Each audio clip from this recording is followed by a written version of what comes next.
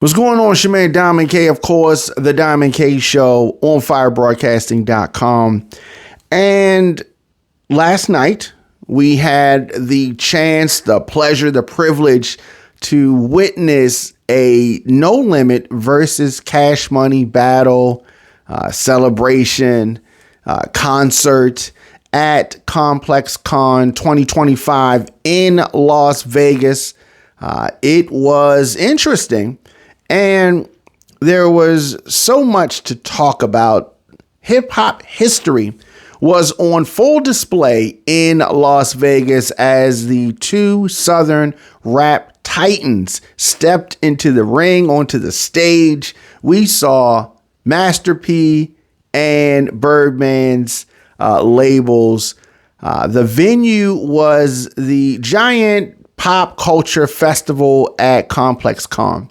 Now, the first thing that I want to highlight, to comment on, something that it really weighed on the entire presentation for the evening, and that was the crowd. You had, younger folks that probably were not around for, the 90s and the early 2000s when these labels were really rolling. And so I think that the energy from the crowd, I wasn't getting the energy that I wanted, but oftentimes we'll see that, whether you're in a nightclub and folks are just, engaged in their phone and not in what's happening in the club, at the party at the moment. That is something that really weighs on these live performances when the crowd energy is not where it's supposed to be. And I also think that the artists were too far away from the crowd, right? So they had the stage where everybody was standing on, and then they also had this additional stage. And it seemed like a lot of the guys were nervous to walk down the steps and go to the stage that was closer to the crowd, which would have brought more energy. It happened at times, but there were moments where I'm like, go down the steps, get on the stage that's in front of the crowd, get that energy there. And it didn't happen often. But what we saw, I think that a good thing for the evening was the comeback of the hit series Verzuz after a 3-year hiatus. Now, we got more than nostalgia. We got a vivid reminder that the South built its own lane and it still rules it. From the opening seconds to the final rounds, No Limit and Cash Money didn't just play hits. They unlocked memories, egos, and cultural touchstones, and the raw power of the independent hustle. That is something that always rings when I think about No Limit and Cash Money. The show began with clear intention. Master P brought out the big guns. The Colonel acknowledged the shared New Orleans roots and the empire building that the two labels achieved. Clearly, there was tension over the years between Master P and Birdman. And while I feel that Master P was willing to extend the olive branch, Birdman at times seemed like he was on that old stuff, right? But the crowd roared, the tank imagery blinked, and we were off. Who won the battle, right? So it's call it a celebration because you want to keep people, not people get too riled up. But without Lil Wayne coming out, because there was a moment where I think that even Juvenile and BG thought maybe Wayne's going to come out, but Wayne did not come out. They played his song. It's just weird. But Juvenile, clearly a star, has hits. And I think that ultimately, because there was no Lil Wayne appearance, that No Limit, I think, wins this.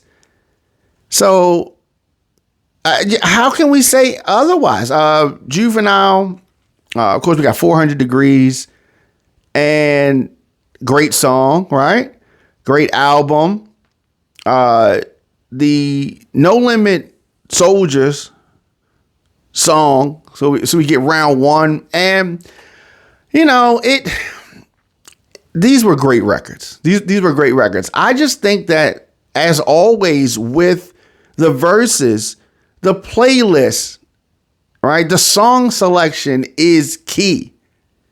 So Big Timers, the Still Fly song, and Master P did Break You Off.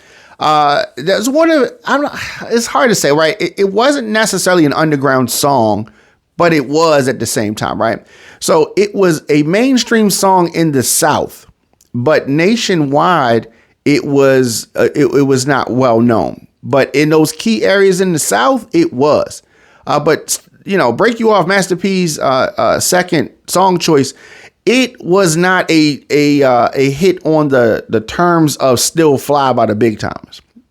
And so what these two labels represented, I think, are the different sides of music.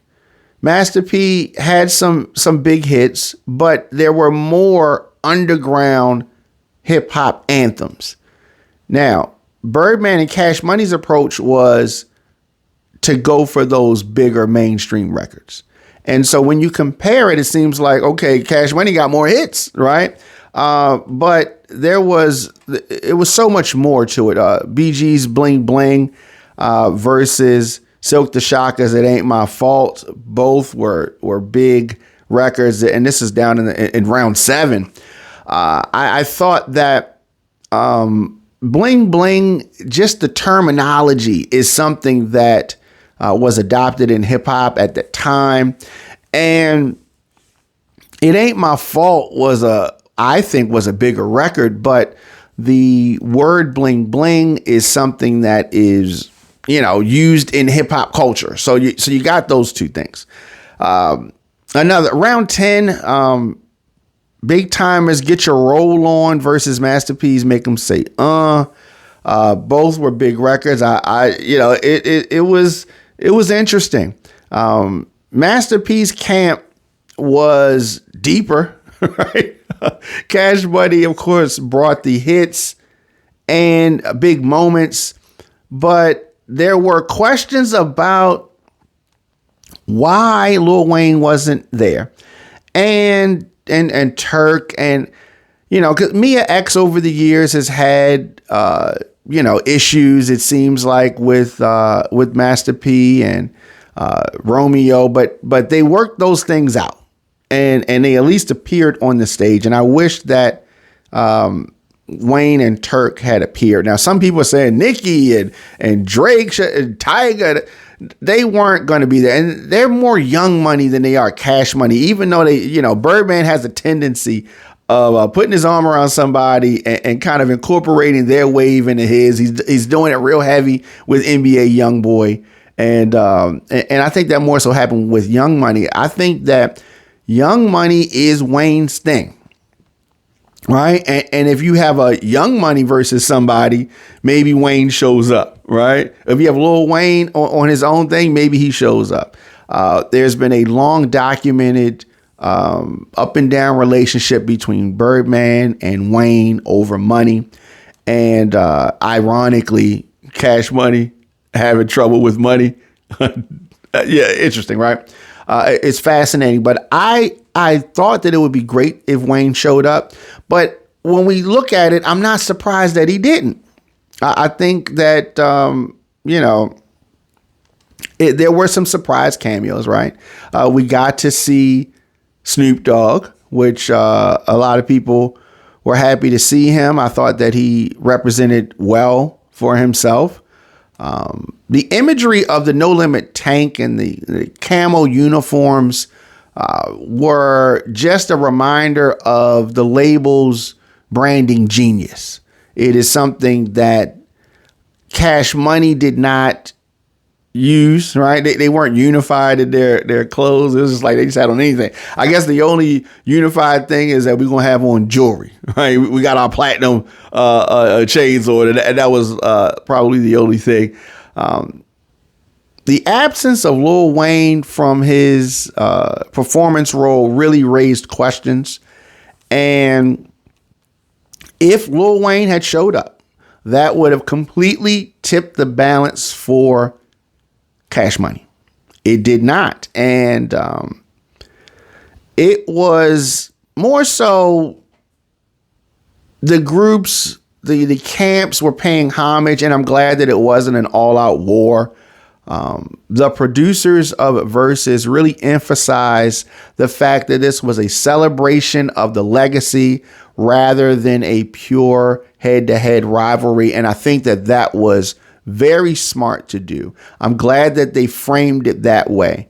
The night reaffirmed that Southern hip hop, long considered a regional force, occupies international and enduring dominance. So there's no way that you can revisit this night without being happy, even though there were some points that we wanted to see, right? There were some things that we wanted. No Limit, founded by Master P in New Orleans in the early 1990s. He built a high volume release strategy, very aggressive branding. We're talking about the tank, the military uniforms, the tight in-house family of artists. There were cousins that were involved in production and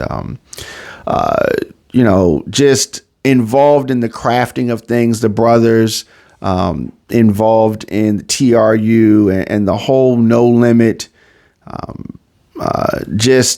It reflected in projects like Ghetto D and The Last Dawn.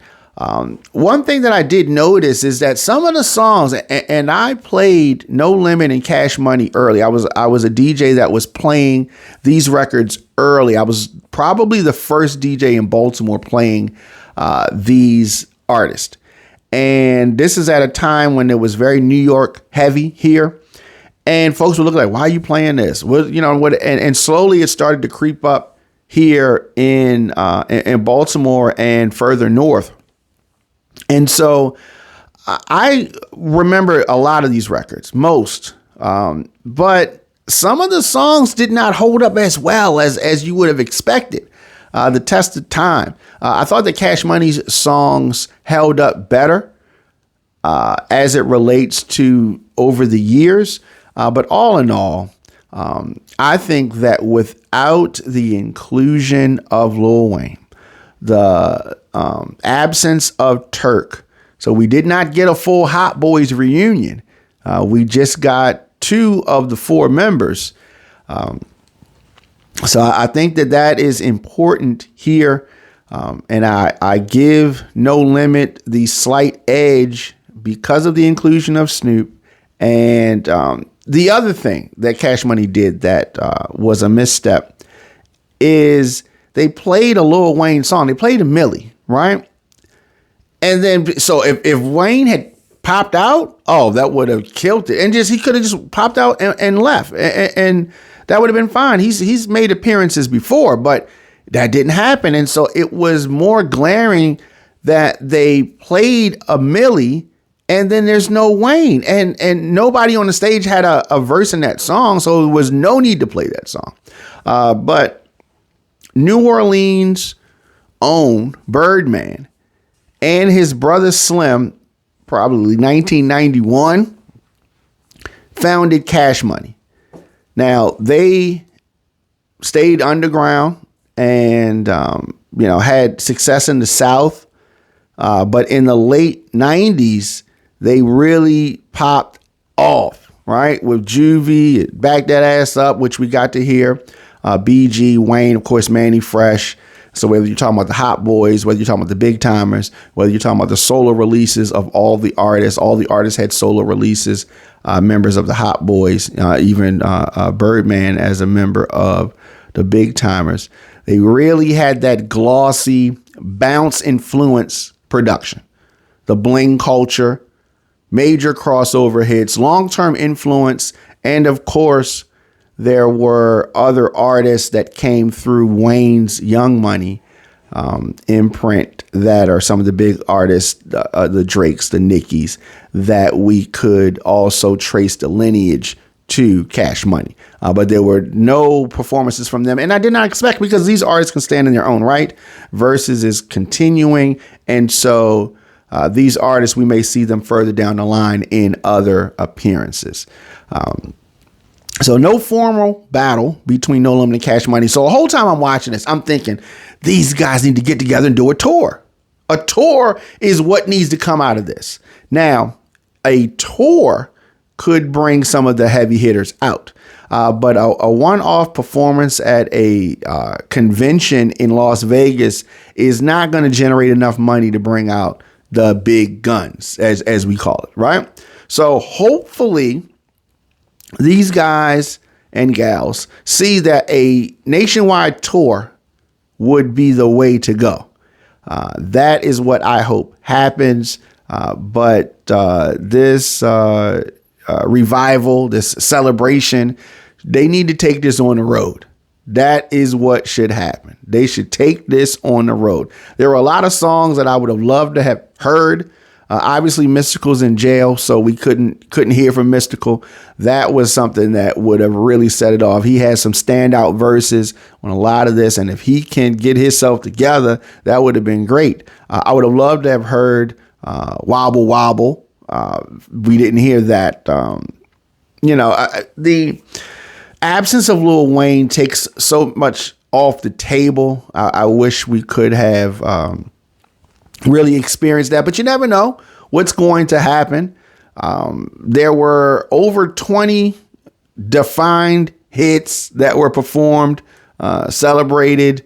There were some call and response moments. I mean, the slow motion, that was lit when he did that song, and Back That Azz Up, obviously, big. The catalogs of both labels still crush.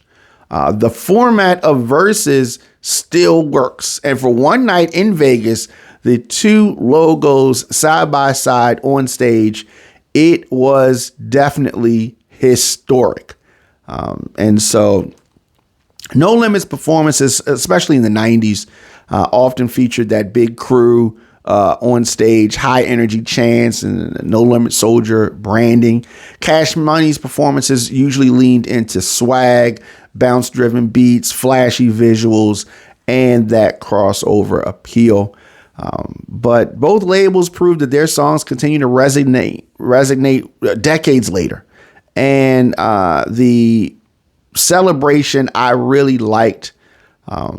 So No Limit's strengths, the street cred, the volume of output, collective branding, and bold visuals.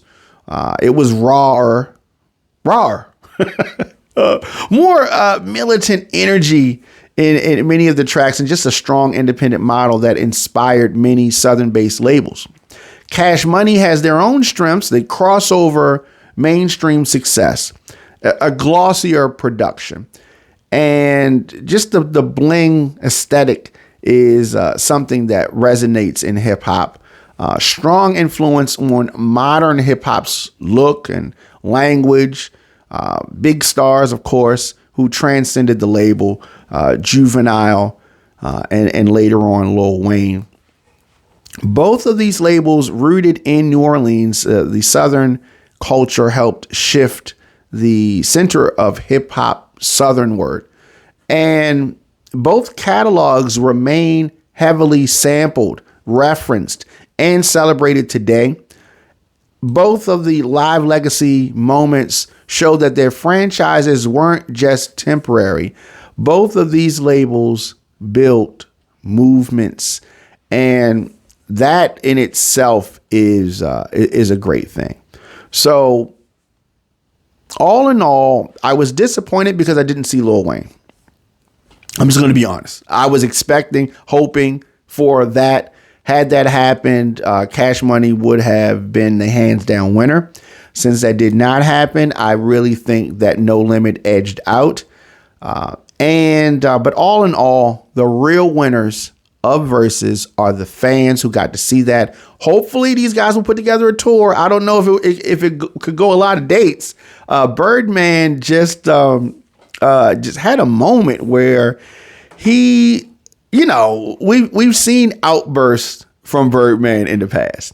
And there was one moment where he was talking about he started this, that, and somebody took the mic from him. I think it was BG. I'm glad that happened because he was getting ready to mess up the whole moment. And then also another just something that was just distracting at many points in time. That was Tamar Braxton on the stage. What was going on with that? Of course, we know that Birdman is married to Toni Braxton, and we just saw Tamar Braxton on the stage. Just weird. It was just kind of weird. I don't know what's going on there. But all in all, we put respect on both names, both labels, No Limit, Cash Money.